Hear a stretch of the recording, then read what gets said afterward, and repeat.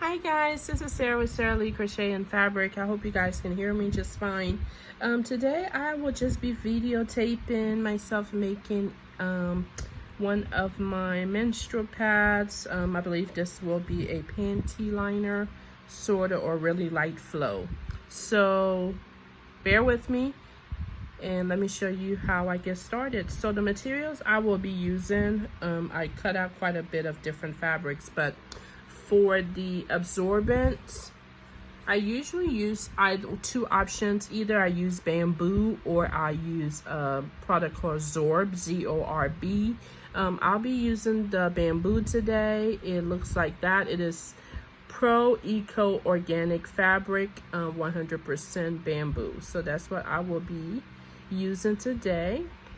And it says it's a heavy bamboo, so I think this will qualify as a light flow kind of deal. And then for the back end of the pad, I'll just be using a low pill fleece in gray. That's what I had on hands. And then for the layer of the leak resistant, I'll be using PUL. I actually purchased this at Hobby Lobby. Not on sale. I believe it's like $12.99 on sale. You know, they have their 40% off sometimes. And then for the flannel, in this particular video, I will just be using this. I purchased this also at Hobby Lobby. They had a major clearance sale one time and I got that on sale. So I will be using that. So this is my pattern. You guys can see, I'm so sorry I'm having to change my workspace because it's super hot where I am. Yeah, it's really bad. So I just took a clean new pad. I actually had to buy these because every time I travel overseas, I like to take different feminine products to people. So I have bought a big box of these disposable pads, and I like the shape of them, so I just took one out the pack and laid them on a cardstock, and I just went around it. And so that's how I got that, and then I made a pattern of that. So yeah, that's what I did. So you can use whatever, if you're using something personally that you like the shape of, just copy it. So that is my pattern. And so real quick, I just trace out one of the PUL with my absorber side here, my absorber middle section, I guess you would call it.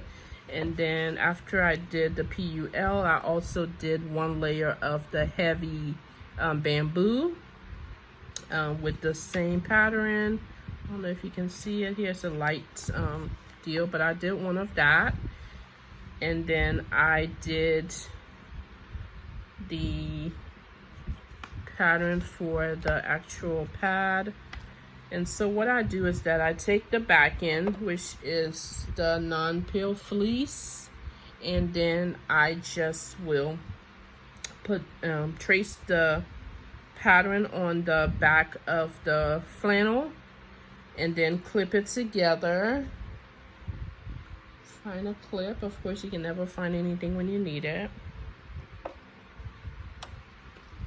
And I just feel I want to include this tip because it works for me really good, and I see a lot of other YouTubers and people who make pads. So this is the line of the tracing of the actual pattern. What I'm going to do, I'm going to cut about 1/4 of an inch around it, around that line. So I'm just going to keep it together here the best as possible and just cut around that line. I find it to just be better this way because when I sew it, I'm actually going to be sewing on that line, and it's just going to be an easy process. Usually I just lay it down like this. I don't really clip it. It kind of stays put on top of each other, but if you want to clip it, that is perfectly fine. And I just go around.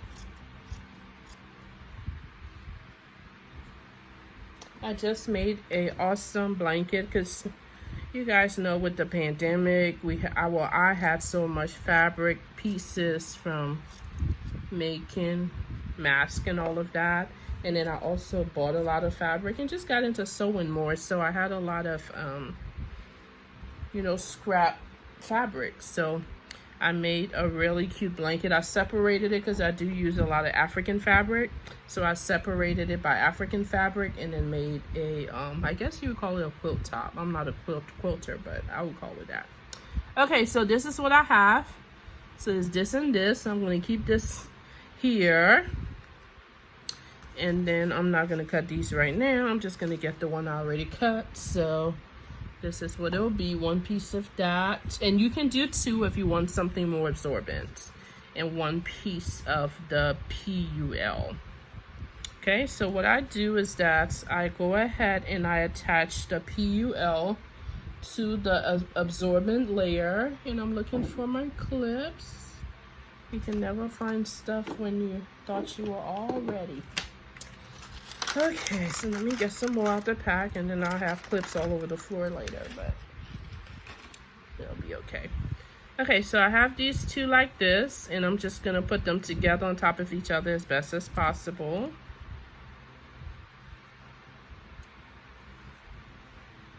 And go with that. So I am going to sew all around this. Okay.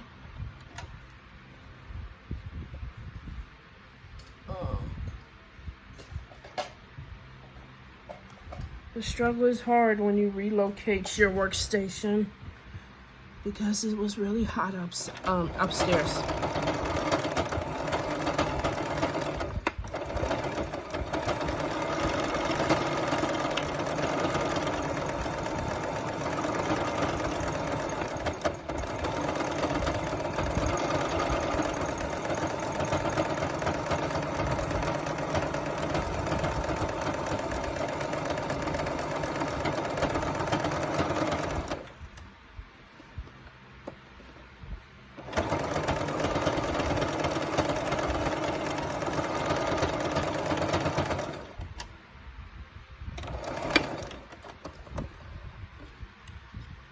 And for me personally, this doesn't have to be perfect in any way, but that's me.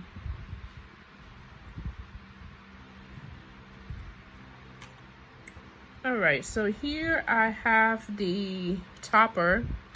This is the wrong side and this is the right side, of course. So what I am going to do is put the absorbent part with the front part of the absorbent facing the wrong side of the topper. Okay, so let me make sure I cut off any stragglers because this is the PUL. You want this on the back. Okay, so now we are just going to sew all the way around. And let me clip this because you want this to be in the middle as much as possible. And I usually use pins, but my pins are upstairs and I'm lazy. So yeah, laziness wins. So I'm just going to once again go all the way around, but I do suggest you do pin this.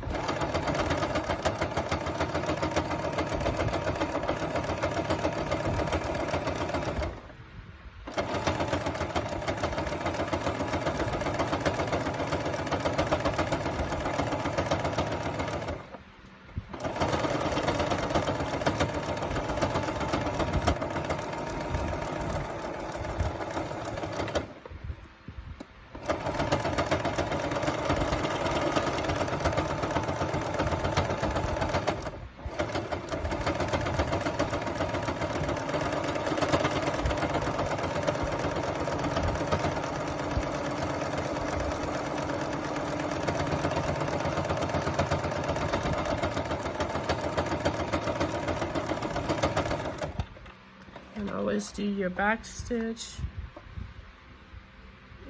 Cutting your hair.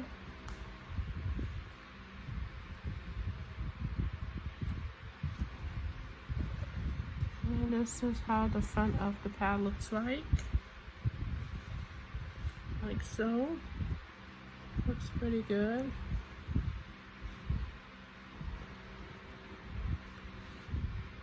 And then now what I do is take the right side facing. It really doesn't matter with this fleece, but it would be right side facing right side if it was something that did matter. So now what I'm going to do, I am going to sew all around the marking and leave this part right here, which is roughly about 2 inches or so, and that will be to turn the work around. So let me proceed with that.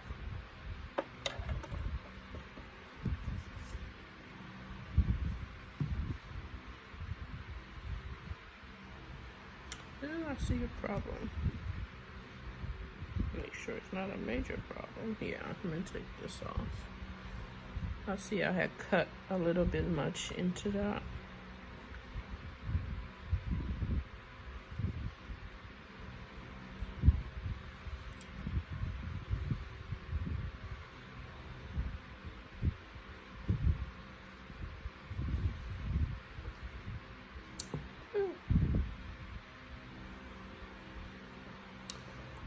All right, so starting at I'll start at the top right here, where the start of leaving that space for me to turn it, and just sew all the way around.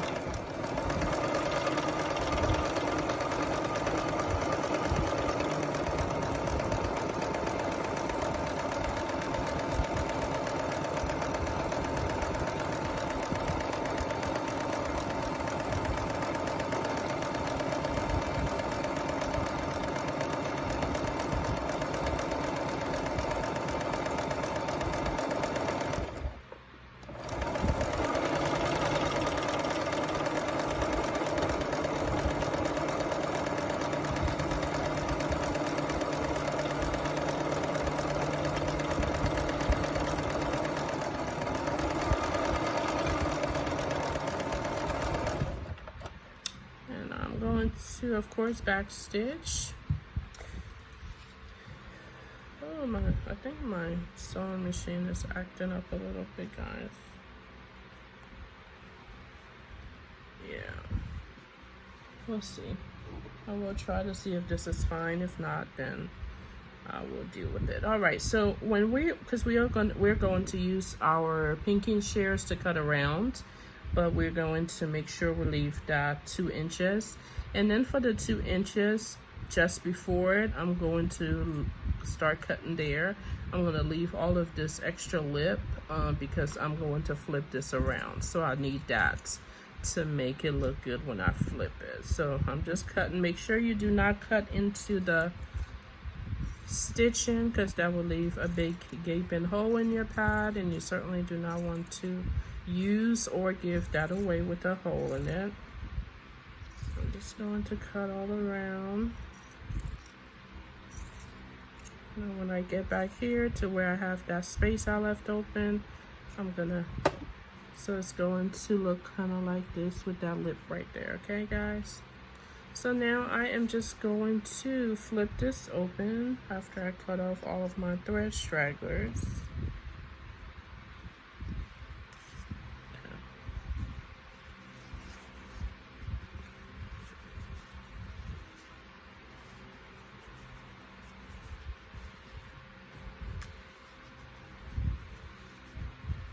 I do not have any of my, well, I do have because what I use are the snaps.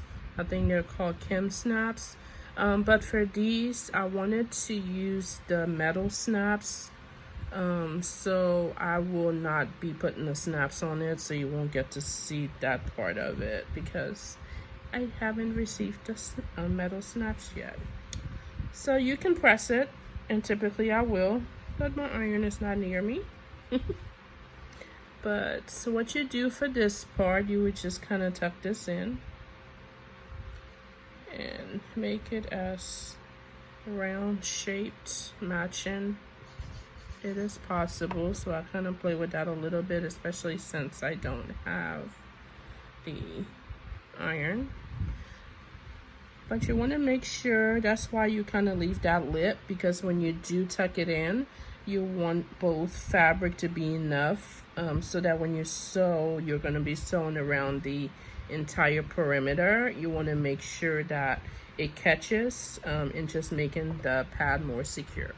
Okay, so what I do is that I will, let me change my bobbin, because since that bottom is it's like that dark gray, I want the bobbin to be that as well. And by no means am I experienced sewer, goodness gracious.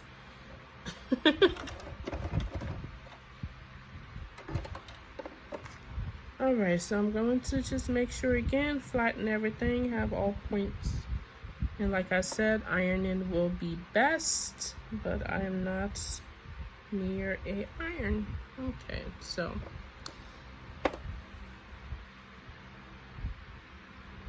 I know, guys, I like to get this a little bit round and somewhat perfect. Somewhat perfect, trust me. I do not seek perfection. Okay, so that's good enough, and now I am going to go around it about 1/8 of an inch, or you can go 1/4, whatever you feel comfortable. I'm going to try to do 1/8 and all around, and make sure you backstitch.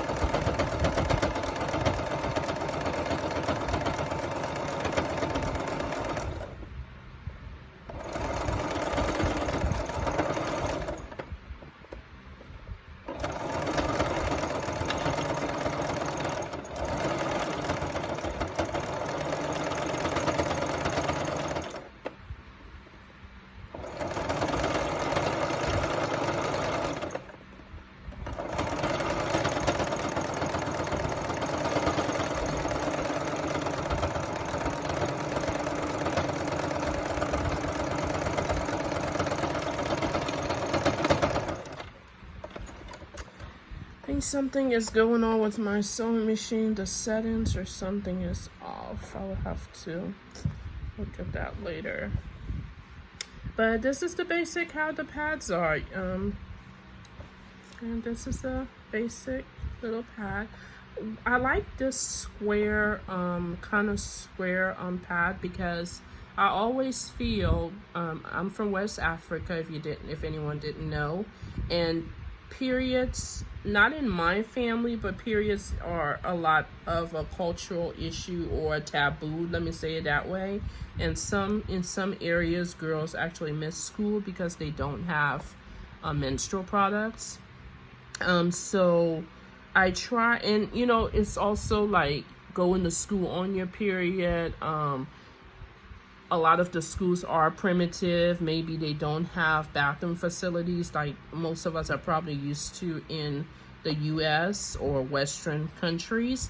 But it's nice to have a pad that's like this where they can wrap it up, because I do make bags for them as well. Waterproof bags that you just fold it in, kind of like your regular period package. And then they can put that in and put on a new pad.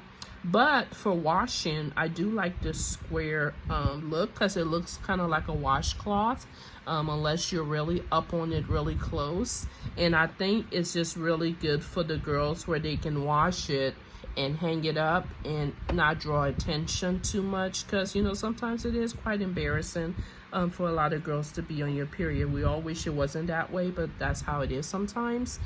So I did make it like this, and then once I put the snaps on it, for closure, just as you would a regular pad, you can actually connect the snaps together when you wash it, and you can put several of them connected and hang it in a very small area.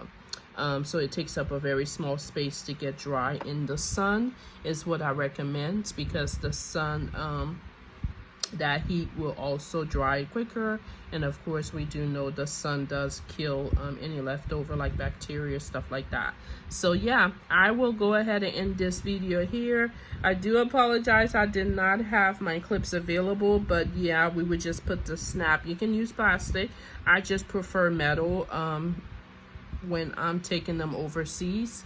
I just feel the metal has a longer life with the snaps parts of it, because I've used snaps, the plastic snaps, and sometimes it quit working, or maybe it was heated in some way. And since this will be hanging out typically in the sun for drying, I thought the metal snaps would be better. So this is it, guys, and this is a cute little pad. I will make some more. I have several different fabrics, but thanks for watching. Bye. And the snaps, I do it at the end. Like one day I'll just add snaps to all of them, but this is what it looks like. One's done, and then this one I did add snaps just to show, and they are like that. So I love them. I use them myself. I think they work great. And I just wanted to show you guys. Everyone have a beautiful day. Let me just show you a couple other patterns that I've made today. Yeah, that's it. Those are the two patterns I made. I have a rainbow, another one coming soon, but I don't know where I put it. Oh yeah, I'm not